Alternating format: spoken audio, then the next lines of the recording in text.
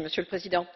Le 1er février, j'avais demandé, au nom de mon groupe Europe, Nations et des Libertés, l'inscription urgente de l'épidémie Zika à l'ordre du jour. Le président de la séance me l'avait refusé, le même jour où l'OMS en avait déclaré l'urgence. Le débat s'ouvre donc 6 semaines après. Selon nous, la formulation de la question orale constitue une bonne base acceptable d'interrogation initiale de la Commission. En effet, l'appréciation urgente, globale et maximale de cette épidémie virale potentiellement pandémique est une de nos prérogatives, mais surtout une de nos obligations.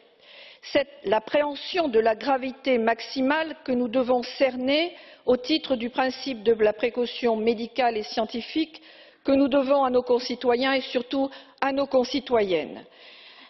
Peu importe que l'état actuel des connaissances du virus, de ses complications, de ses cofacteurs soit parcellaire ou encore en débat, c'est un véritable protocole reproductible de toute épidémie que nous devons encourager.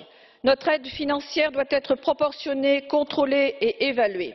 La centralisation des données internationales, médicales, techniques, biologiques doit être fondamentale dès ce printemps en Europe d'outre-mer et en Méditerranée et dans le monde entier selon les zones d'expansion du moustique vecteur. Il faut démultiplier les moyens les moins toxiques possibles de prévention et d'éradication des moustiques dans les lieux de vie et les transports, développer les kits de dépistage encore balbutiants, les vaccins dont la recherche a 3 ans de retard et les traitements préventifs et curatifs.